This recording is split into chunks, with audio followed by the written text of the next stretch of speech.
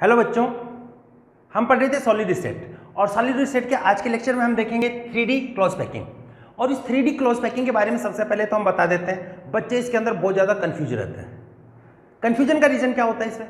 क्योंकि बेटा 3D के अंदर है, देखो एक ही डायरेक्शन में हम ले, इसी अक्स के अलोंग ले, तब तो ये क्या होगा, ये क्या होगा 1D पैकिंग।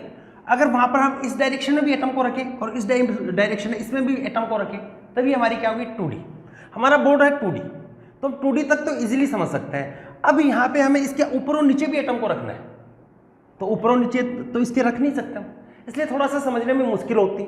लेकिन हम जैसा बताएंगे वैसा का वैसा फील करते आप जाओगे, या वैसा का वैसा साथ साथ में आप बनाते चलोगे, तो ये वाला टॉपिक बहुत ही ईजी है। और एक बार इसको अगर आपने सही से कर लिया, 3D में सही से आपने उसको सोच लिया, तो बेटा फिर आपको कभी पढ़ने की जरूरत नहीं पड़ेगी, क्योंकि 3D में एक बार माइंड में सेट हो जाती हैं चीज़ें तो लंबे टाइम तक याद रहती हैं। अब देखो यहाँ पे 3D क्लोज पैकिंग है, इसका फॉर्मेशन कैसे करते हैं हम? जो 2D क्लोज पैकिंग है उसी का विस्तार करते हैं, उसी का एक्सपेंशन करते हैं, ठीक है। 3D क्लोज पैकिंग किससे आएगा? 2D close packing by expansion of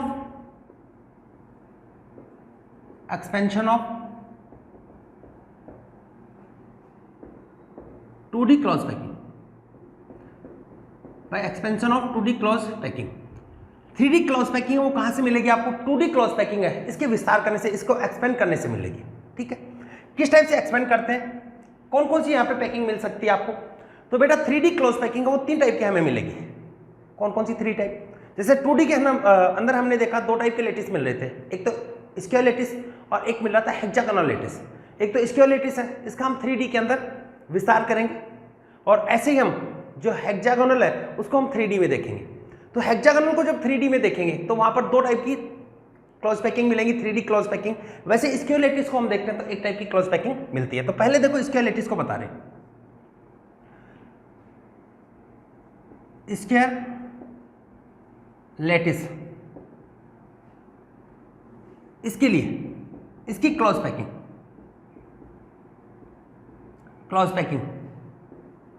in 3D। Square lattice है, इसकी क्लोज पैकिंग हम देख रहे हैं 3D में।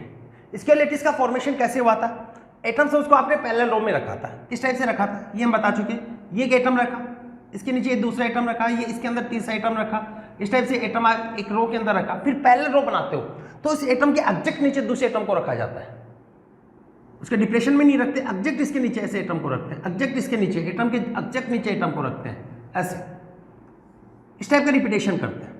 पहले तो इस डायरेक्शन में किया, फिर इस डायरेक्शन में, ऊपर नहीं रख रहे, पहले तो इस डायरेक्शन में रखा, फिर इस डायरेक्शन में रखा, ऐसे किया, इस टाइप से देखते हैं, ठीक है। और बता देता हूं, इस टाइप से देखते हो आप। अब इसको 3D में आप कैसे बढ़ाते हो? 3D में एक्सपेंशन किस टाइप से करते हो? तो 3D में एक्सपेंशन करने के लिए ये तो बेटा आपने देख लिया कौन सी डायरेक्शन होगी x, ये डायरेक्शन कौन सी होगी y, और z क्या होगी इसके परपेंडिकुलर, बोर्ड के इस डायरेक्शन में होगी, अपनी साइड में भी होगी और बोर्ड के पीछे की साइड में भी होगी। अब यहाँ पे देखो क्या करते हैं, इसको एक्सपेंड करने के लिए एटम को रखते हैं, इसको एटम को रखते हैं इसके ऊपर, जैसे ये x डायरेक्शन में रखा हुआ, y डायरेक्शन, अब z पे रखते हैं, और z में भी क्या रखते हैं, इस एटम के ऊपर एटम को रखते हैं। देखो इसके ऊपर एटम को रख दिया मैंने, ये एटम के ऊपर एटम को रख दिया, ऐसे एटम के ऊपर एटम को मैंने रखा ऐसे, ये z डायरेक्शन ऊपर की तरफ भी रख रहे हैं और ये नीचे की तरफ भी रख रहे हैं। ऐसे ही यहाँ पे देखोगे इसके एटम के ऊपर एटम को रखा, तो आप देख रहे हो जो फर्स्ट लेयर है उसी का रिपीटेशन हो रहा है यहाँ पे। जैसे मैंने फर्स्ट लेयर को अगर ए लेयर मान लिया, तो इसके ऊपर जो एटम रखना वो भी ए के जस्ट सिमिलर होगी, एक जैसी होगी। तो इस लेयर को भी मैं क्या मान सकता हूँ, इस लेयर, ये वाली भी लेयर क्या होगी, ए लेयर। ये बेटा और आप देखोगे यहाँ पे, और आप यहाँ पे देखोगे इसके ऊपर और रख के देखोगे ऐसे एटम, और एटम रख के देखोगे तो सेम एटम है या सेम लेयर है, उन्हीं का रिपीटेशन होगा, कोई भी चेंज नहीं आएगा। इसके ऊपर एटम रख रहे हो तो ये भी ए हो गया, ये भी ए हो गया। अब कई बच्चों के माइंड में आता है सर वो आपने 2 एटम तो दिखा रहे थे, इस डायरेक्शन में एटम दिख रहा था, मैं इस डायरेक्शन में दिख रहा था, इधर तो दिखाई दे रहा था, लेकिन आपने जब ऊपर इसको रखा, जेड डायरेक्शन में आपने रखा, तो एटम हमें दिखाई तो नहीं दे रहा। बेटा क्यों दिखाई देगा आपको? एक एटम उसके जस्ट ऊपर मैंने एटम को रखा, जैसे मैंने यहाँ पे लिया, मैंने ये ले लिया कि ये मार्कर है, इसको एक बार एटम कंसिडर कर लो आप, ये एटम कंसिडर कर लो, ये आपको दिखाई दे रहा है। अब जस्ट इसी के ऊपर दूसरा एटम रख दिया तो ये तो छुप गए, नहीं से ये तो छुप गए, ये ए लेयर है तो ये भी सेम लेयर बन गई। इसलिए बेटा इसका दूसरा नाम भी एक दिया जाता है, इसको बोला जाता है ए टाइप, ए टाइप क्लॉज पैकिंग, ए टाइप क्लॉज पैकिंग भी इसका नाम होता है। ए टाइप क्लोज पैकिंग। क्लियर हो गया? तो ये होता है ए टाइप क्लोज पैकिंग। और यहाँ पे बेटा जब इसकी यूनिट देखते हैं, बहुत सारे एटम को ऐसे रखा और एक यूनिट बनाते हैं इसकी, तो वहां पर जब यूनिट आप देखोगे तो यहाँ पर जो यूनिट आपको दिखाई देगी वो आपको मिलेगी इस टाइप की यूनिट, हेक्सागोनल, सॉरी यहाँ पर जो यूनिट मिलेगी वो होगा सिंपल क्यूबिक यूनिट। इसके लेटिस है, उसको 3D के अंदर आपने देखा, 3D में एटम के ऊपर और एटम को रखा, जे डायरेक्शन में रखा, तो वहां पर फिर उसकी एक यूनिट सेल कट की, स्मॉलेस्ट पार्ट को देखा, तो स्मॉलेस्ट पार्ट ये दिखाई देगा, इस टाइप का पार्ट दिखाई देगा। और ये वाला कौन सा होता है, जहाँ पे कॉर्नर है, सब कॉर्नर्स के ऊपर एटम प्रेजेंट है, तो ये वाला क्या होता है, सिंपल क्यूबिक यूनिट सेल। यहाँ पे कौन सी मिलेगी एक्सपेंशन से, सिंपल क्यूबिक यूनिट सेल। और इसी का दूसरा नाम प्रिमिटिव सेल भी बोल देते हैं, primitive unit cell, primitive unit cell. तो यहाँ पे फॉर्मेशन होता है सिंपल क्यूबिक यूनिट सेल या फिर प्रिमिटिव यूनिट सेल।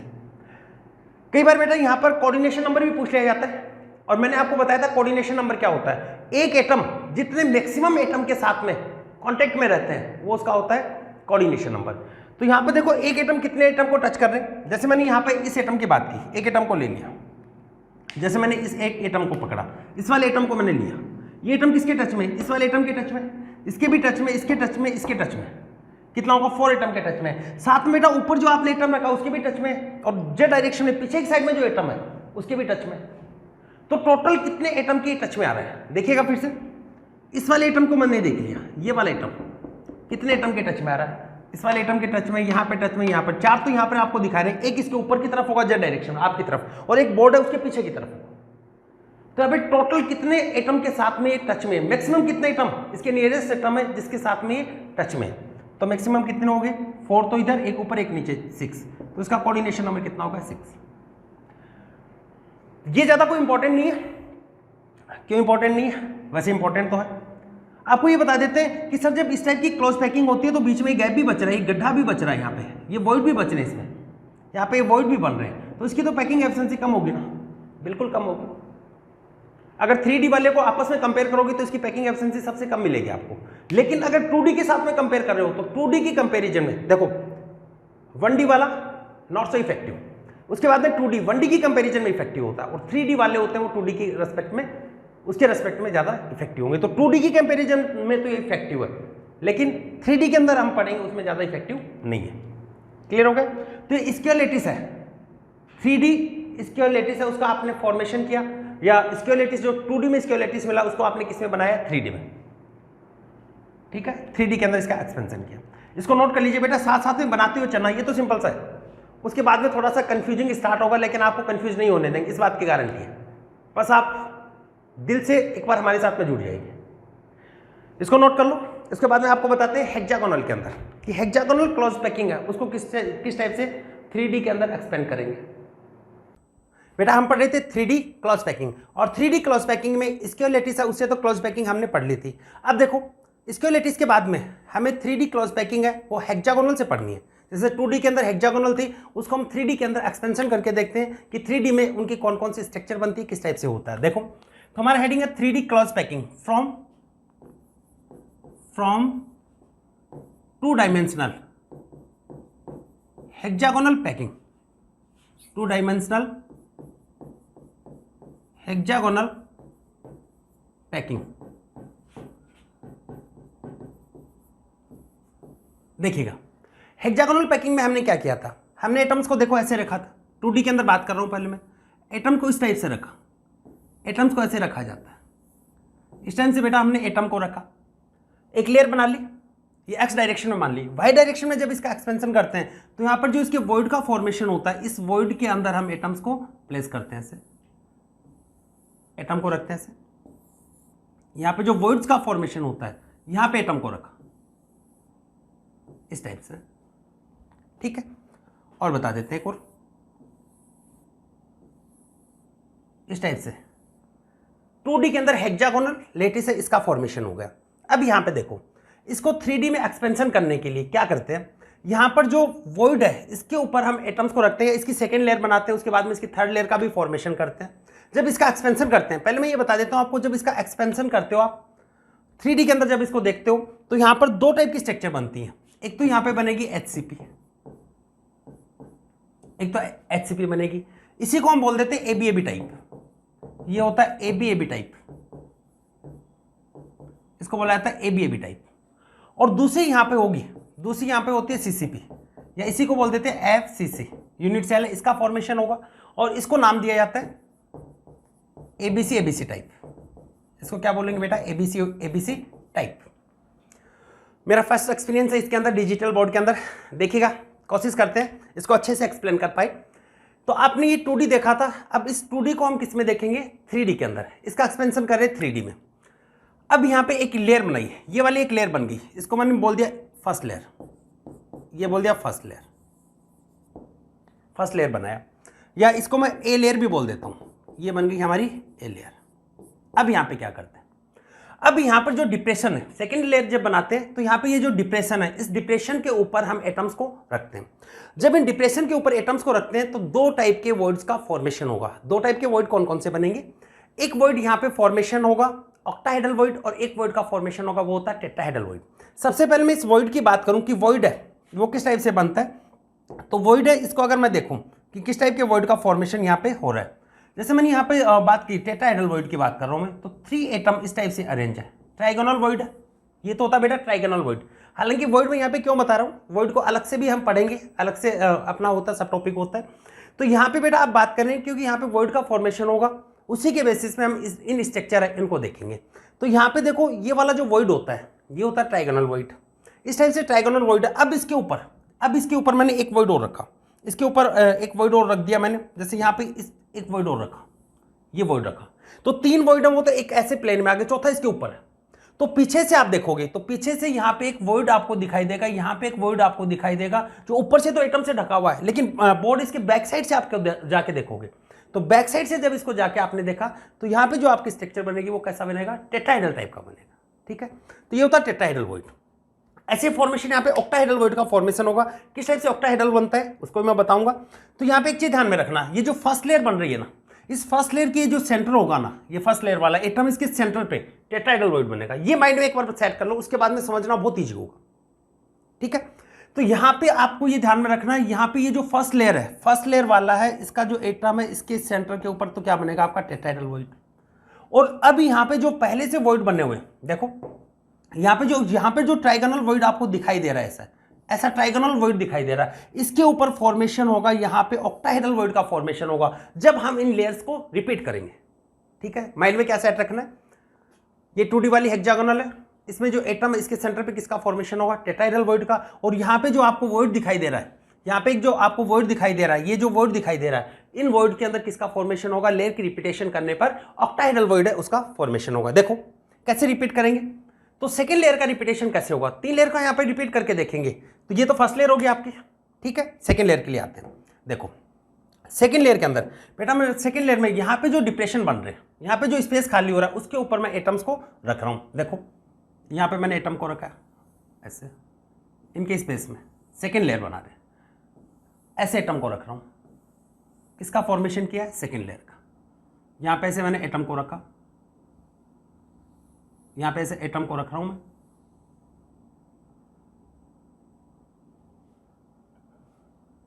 यहाँ पे एटम को रखा, देखो इस टाइप से। इनकी डिप्रेशन इसमें एटम को रखने का, टेंशन मत करो, इसको 3D में भी बता देंगे। फर्स्ट एक्सपीरियंस है इसलिए थोड़ा सा दिक्कत होता है। ये देखो ये ऐसे टच किए हुए,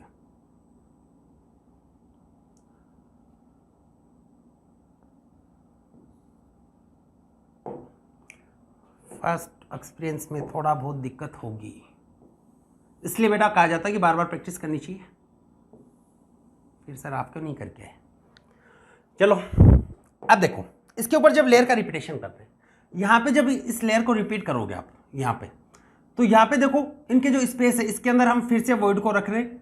यहाँ पे आपने वॉइड को रखा, एटम को रखा, फिर यहाँ पे मैंने एटम को रखा इस टाइप से, यहाँ पे फिर मैंने एटम्स है, इसका जो वॉइड है इनके अंदर एटम्स को रख रहा हूँ। थोड़ा सा मिस्टेक हो रहा है सर, ऐसे तो बहुत टाइम लगा दोगे। नहीं लगाएंगे, देखो इसको 3D वाले में ले आएंगे तुरंत ही।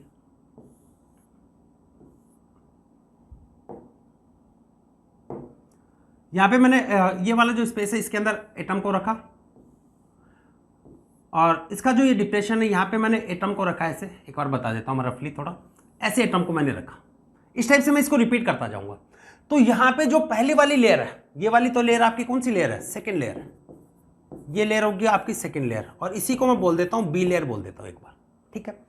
तो यहाँ पे ये वाला जो वॉइड बनेगा वो तो क्या हो रहा है, टेट्राहेड्रल वॉइड। ये जो वॉइड यहाँ पे बन रहा है वो क्या होगा, टेट्राहेड्रल वॉइड। और यहाँ पे ये जो वॉइड बनेंगे, यहाँ पे जो वॉइड बनेंगे, यहाँ पे जो वॉइड बनेंगे इस वाली स्पेस में, ये वाली स्पेस में, ये कौन सा बनेगा, ऑक्टाहेड्रल वॉइड। यहाँ पे क्या बन जाएंगे, ऑक्टाहेड्रल वॉइड, यहाँ पे क्या बन जाएंगे, ऑक्टाहेड्रल वॉइड। इसका फॉर्मेशन होगा। तो ये तो बेटा फर्स्ट लेयर थी आपकी। उसके बाद में हमने क्या किया, सेकंड लेयर बनाई। सेकंड लेयर में हमने क्या किया, एटम्स को जो डिप्रेशन थे उसके ऊपर रखा। डिप्रेशन के ऊपर हम जब इसको रखते हैं तो वहां पर हम देख रहे हैं दो टाइप के वॉइड का फॉर्मेशन हो रहा है। कौन कौन सा वॉइड बन रहा है, टेट्राहेड्रल वॉइड और ऑक्टाहेड्रल वॉइड, इसका फॉर्मेशन हो रहा है, ठीक है। अब इमेज के थ्रू मैं यहां पे लेके आता हूं, देखो इसको नोट कर लो एक बार, और खुद से बेटा पूरा बनाने की कोशिश करना। देखो कैसे बनाना, उसके लिए मैं आता हूं। जैसे यहां पे ये थी बेटा अपनी फर्स्ट लेयर, ये वाली जो लेयर थी अपनी, ये वाली क्या आपकी फर्स्ट लेयर, जिसको हम क्या नाम दे रहे थे, ए लेयर, जिसको हमें क्या बोल रहा था, ए लेयर। और ये वाली लेयर थी अपनी सेकंड लेयर। ये जो लेयर बना रखी है जो डिप्रेशन में रख के बनाई, ये वाली क्या बन गई, सेकंड लेयर। और हमने यहाँ पे देखा फर्स्ट लेयर है, यहाँ पे तो किसका फॉर्मेशन हो रहा है, टेट्राहेड्रल वॉइड। और जहां पे जो पहली वाली लेयर है उसका जो स्पेस बन रहा था वहां पे क्या बन रहा है, ऑक्टाहेड्रल वॉइड। यहां पे आप देखने पे देखो क्या पता लगेगा, टेट्राहेड्रल वॉइड वो तो पीछे से दिखाई देगा, जबकि ऑक्टाहेड्रल वॉइड को देखोगे, इसको ऐसे रख के आप देखोगे तो आपको जमीन दिखाई देगी पूरी नीचे तक। देखो पूरा ऑक्टाहेड्रल वॉइड है, पूरा दिखाई देगा, यहाँ पे बीच में कोई भी एटम नहीं आएगा। जबकि टेट्राहेड्रल वॉइड आप देख रहे हो, अगर ऊपर से भी आप देखो तो यहाँ पे देखो ऊपर से, ये मान लो कि ऊपर वाली लेयर है फर्स्ट लेयर, और फर्स्ट लेयर को आप सेकंड लेयर मान लो कि उधर से आपने ढका है, तो इधर देखो ये स्पेस क्या है, इधर से ही दिखाई देगा, पीछे तो क्या गया है, एटम आ गया, ठीक है। तो यहाँ पे दो टाइप के वॉइड का फॉर्मेशन होगा, टेट्राहेड्रल वॉइड और ऑक्टाहेड्रल वॉइड। फिर से मैं बताता हूं टेट्राहेड्रल वॉइड कैसे बना।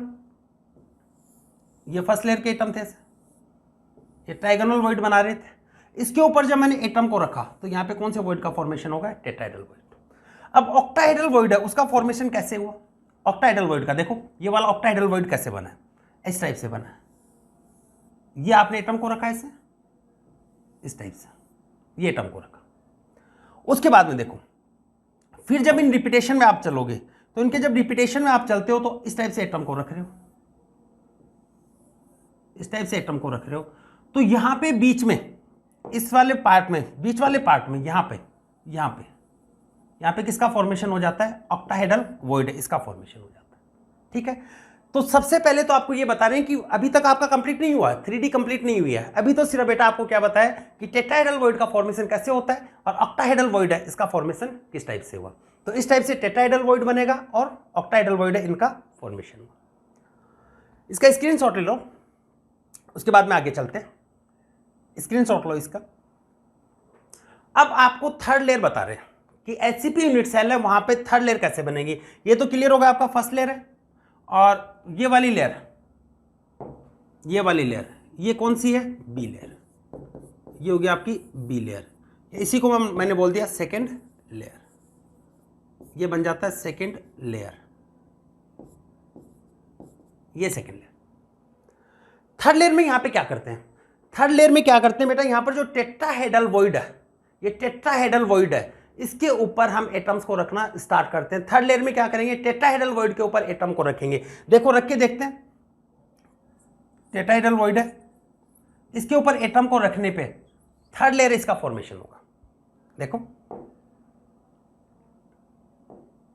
जैसे मैंने रखना स्टार्ट किया, जैसे मैंने ये चूज किया, टेट्राहेड्रल वॉइड के ऊपर एटम को रखेंगे तो यहां पर थर्ड लेयर का फॉर्मेशन होगा।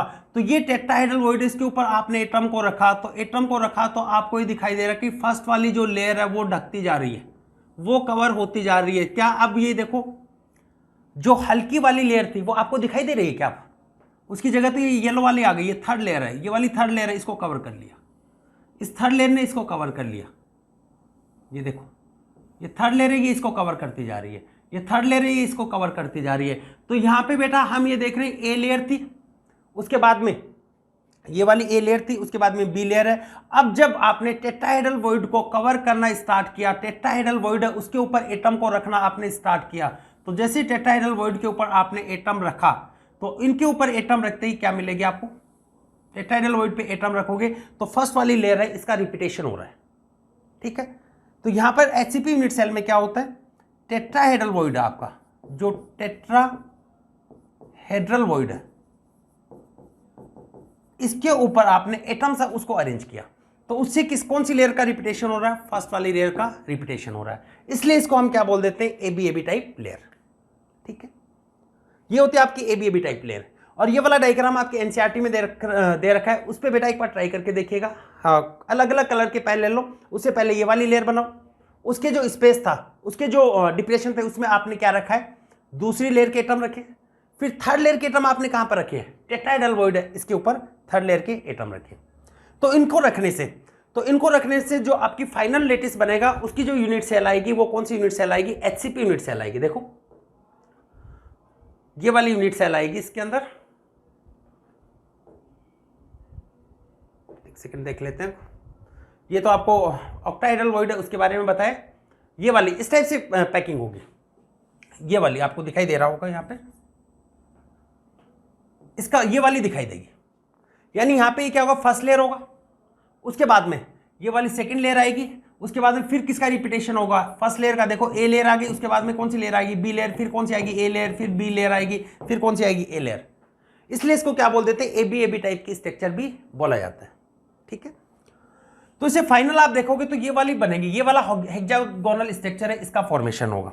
देखो मैं बोर्ड पे बना देता हूं, एक बार मेरे को एक्सपीरियंस थोड़ा डिजिटल बोर्ड का कम है, लेकिन टेंशन मत करो, आपको समझा देंगे।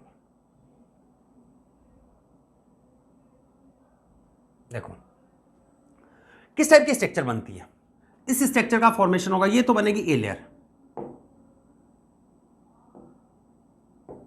ये देखो इस टाइप की लेयर बनेगी, ये लेयर बनेगी, ये वाली लेयर बनेगी, इस लेयर को हम क्या बोल देते हैं, ए लेयर। उसके बाद में जब इनके टेट्राहेड्रल वॉइड्स के ऊपर एटम को रखा जाता है तो यहां पे देखो इस टाइप के एटम बनेंगे, 3 एटम ऐसे बनेंगे, फिर उसके बाद में इसी का सेम का रिपीटेशन होगा, यहाँ पे इसका यहाँ पे रिपीटेशन हो जाता है, हेक्सागोनल है इसका रिपीटेशन हो जाता है, हेक्सागोनल यूनिट है इसका रिपीटेशन होगा। यहाँ पे एटम प्रेजेंट है इस वाले पार्ट पे, ऐसे प्रेजेंट हो। अब देखो यहां पे भी कैलकुलेट करना आता है, नंबर ऑफ एटम्स है, इसको कैलकुलेट हमें करना है, number of atoms. Number of atom को एचसीपी यूनिट सेल में, ये आपकी कौन सी यूनिट सेल है, एचसीपी यूनिट सेल, ये आपकी एचसीपी यूनिट सेल, इसके अंदर हमें कैलकुलेट करने हैं नंबर ऑफ एटम्स। तो नंबर ऑफ एटम्स कैलकुलेट करोगे तो ये वाले जो इसके एटम है एचसीपी यूनिट सेल में, जो हेक्सागोनल ये बन रहा है, यहाँ पे जो एटम प्रेजेंट है उसका ये इसके अंदर कंट्रीब्यूशन कितना होगा, यहाँ पे इसका कंट्रीब्यूशन होता है 1/6, क्योंकि ये वाला एटम है कितने के अंदर कॉमन होता है, कितने के अंदर कॉमन होगा, 6 के अंदर कॉमन होगा, तो एक का कंट्रीब्यूशन कितना होगा, 1/6, और ये प्रेजेंट है इसके फेस के ऊपर, और इसका कंट्रीब्यूशन कितना होता है, हाफ, ये जानते हो। और ये 3 एटम इसके कंप्लीट जब स्ट्रक्चर देखते हो कंप्लीट अंदर मिलते हैं तो इसका कंट्रीब्यूशन कितना होता है, 100% होता है, ठीक है। तो ये एक पूरी आपकी क्या बन गई, ये एक पूरी आपकी बन गई HCP unit cell. Number of atom count करो तो देखो कॉर्नर के एटम कितने हैं, 1 2 3 4 5 6 तो ये हो गए, 6 इसके अंदर हो गए, टोटल कितने हो गए, 12। आपको कैलकुलेट करना बता रहे हैं number of atoms in HCP unit cell, in HCP unit cell. तो बेटा कितना हुआ, टोटल कॉर्नर वाले टाइप के एटम है वो कितने मिल गए आपको, 12, कंट्रीब्यूशन कितना होता है 1/6, 3 एटम इसके बॉडी के अंदर है जिसका कंट्रीब्यूशन कितना होता है 100%, 2 फेस के ऊपर प्रेजेंट है जिसका कंट्रीब्यूशन कितना होगा, फेस वाले का कितना होता है 1/2। तो एटम काउंट करोगे तो कितने एटम हो गए, 2 से 2 कैंसिल आउट, तो कितने हो गए 3, और एक ही हो गया 4 और 2 6। तो एचसीपी यूनिट सेल में आप देखते हो नंबर ऑफ एटम कितने मिलते हैं आपको, 6 मिलते हैं। फिर यहां पे देखते हैं, फिर बेटा यहां पे ये बताया जाता है नंबर ऑफ एटम्स हो गए आपके, फिर कोऑर्डिनेशन नंबर, यहाँ पे कोऑर्डिनेशन नंबर। कोऑर्डिनेशन नंबर क्या होता है? एक एटम मैक्सिमम कितने एटम के कांटेक्ट में रहता है वो होता है उसका कोऑर्डिनेशन नंबर। आप यहाँ देखते हैं इसका कोऑर्डिनेशन नंबर, देखो कैसे बताया। ये एटम है, ये एटम कितने एटम के टच में आ रहा है बेटा? 6। तो ये एटम हो गए 1 2 3 4 5 6, ठीक है। 3 एटम ये हो गए, कितने हो गए? 9। ऐसे यहाँ पे ऊपर की तरफ भी ऐसे ही प्रेजेंट होगा, ये वाला पार्ट ही ऊपर की तरफ भी प्रेजेंट होगा, तो 3 एटम ये वाले भी ऊपर वाले भी इसको टच करेंगे ऐसे। तो एक एटम है वो कितने एटम के टच में रहा है? 6। तो ये हो गए 3 है, 3 है, तो कितने एटम के टच में होता है? 12। तो एक एटम मैक्सिमम जितने एटम के टच में होता है वो होता है उसका कोऑर्डिनेशन नंबर। तो इसका कोऑर्डिनेशन नंबर कितना आ रहा है? 12। समझ में आया? यहां पर भी आपको पैकिंग एफिशिएंसी है उसके बारे में बता देते हैं कि पैकिंग एफिशिएंसी है वो कैसे कैलकुलेट की जाती है। तो आपको ये बता 3D के अंदर एटम्स को कंसीडर किया जाता है स्फीयर, और स्फीयर में पैकिंग एफिशिएंसी कैलकुलेट की जाती है विद रिस्पेक्ट टू वॉल्यूम। तो लिखेंगे पैकिंग एफिशिएंसी, लिखो पैकिंग एफिशिएंसी। इसके अंदर पैकिंग एफिशिएंसी क्या होगी?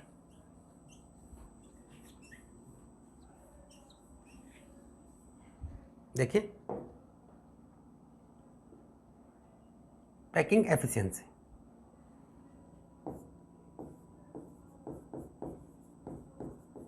Packing efficiency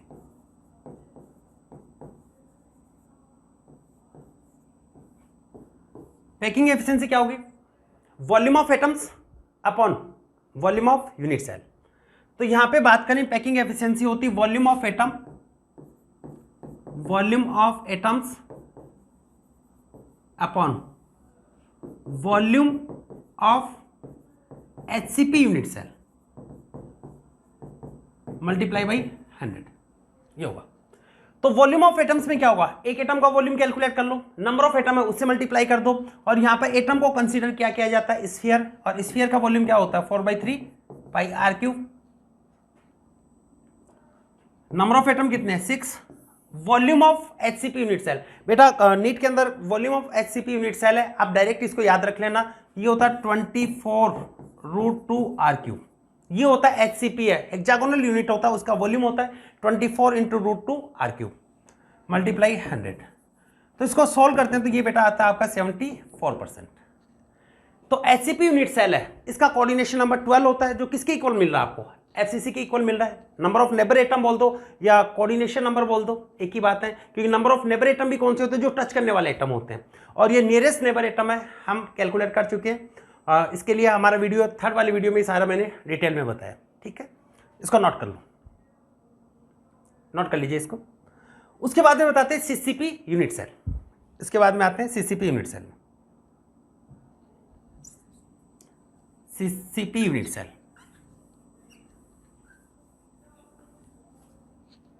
CCP unit cell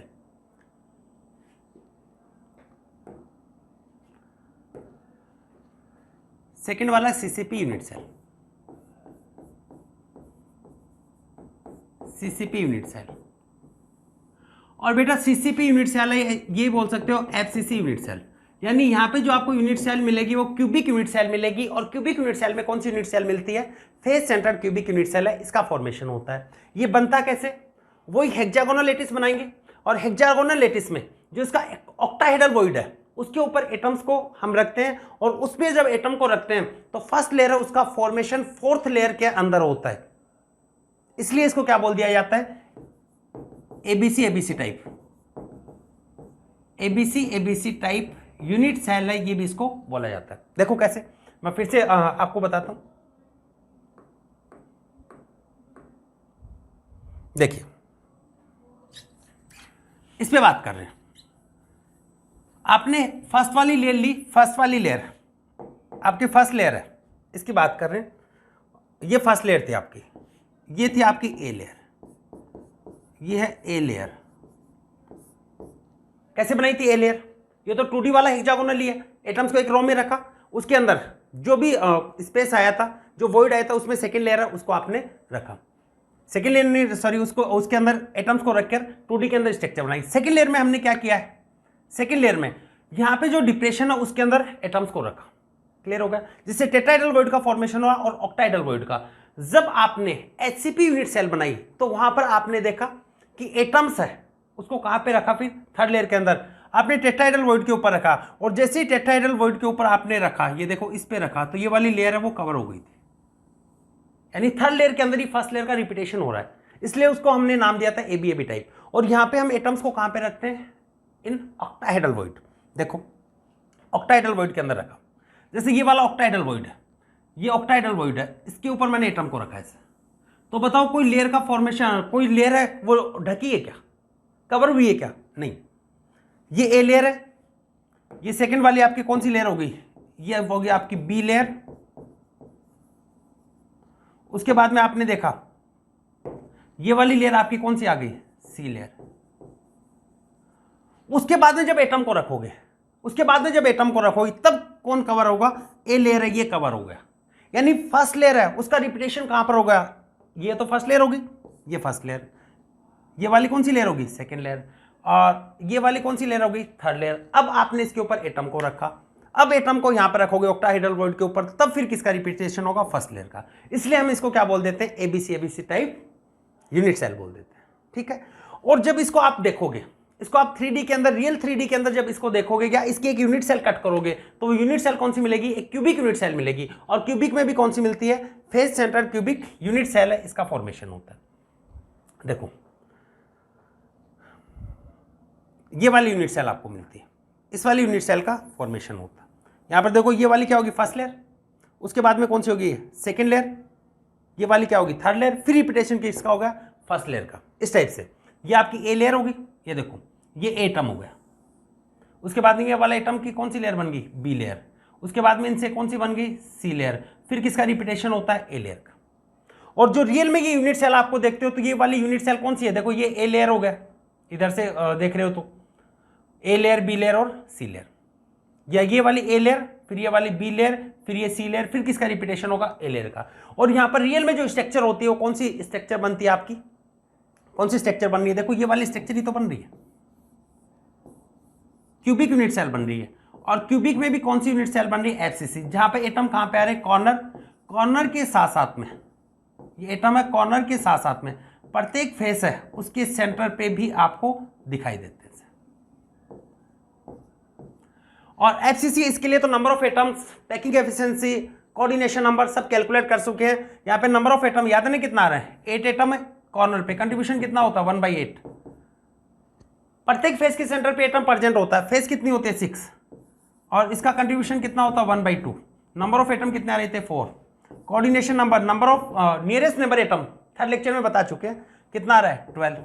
और पैकिंग एफिशिएंसी भी हमने कैलकुलेट की थी फोर्थ लेक्चर के अंदर, वहां पे इसकी पैकिंग एफिशिएंसी कितनी आती है, 74%। तो ये था बेटा 3D स्ट्रक्चर है, उसके बारे में कि 3D में किस टाइप से 3 डायमेंशन में कौन कौन सी स्ट्रक्चर बनती है। तो कौन कौन सी बताई, सिंपल क्यूबिक बनती है, किससे बनती है, स्क्वालिटी से। और हेक्सागोनल है, उस हेक्सागोनल के ऊपर जब सेकेंड लेयर बनाते हो, किसके ऊपर, एटम को रखकर उसके डिप्रेशन में, तो वहां पर टेट्राहेड्रल और ऑक्टाहेड्रल वॉइड का फॉर्मेशन होगा। टेट्राहेड्रल वॉइड है, उसके ऊपर एटम को रखोगे तब किसका फॉर्मेशन होता है, एचसीपी यूनिट सेल का। और ऑक्टाहेड्रल के अंदर वॉइड को रखते, एटम को रखा जाता है, तो उससे बनता है क्यूबिक क्लॉज पैकिंग, सीसीपी, या इसी को हम बोल देते हैं कौन सी यूनिट सेल होगी, एफसीसी यूनिट सेल, ठीक है। तो ये था बेटा 2D है, उसका एक्सपेंशन हमने देखा किसके अंदर, 3D के अंदर, ठीक है। तो एक बार बेटा इसको खुद से वीडियो को एक बार दोबारा से ट्राई करना और अपने से कोशिश करना। फिर भी कोई दिक्कत हो तो कमेंट बॉक्स में लिख के बता देना, फिर से हम एक्सप्लेन कर देंगे, या फिर से कोई 3D के अंदर फिर से मैं सीखता हूँ, कुछ फर्स्ट एक्सपीरियंस था ये मेरा, ठीक है। तो पढ़ाई करते रहिए, ऐसा कुछ नहीं है, कोई रॉकेट साइंस नहीं है, इजीली समझ में आ जाएगा। मिलते हैं नेक्स्ट लेक्चर में, ऑल द वेरी बेस्ट।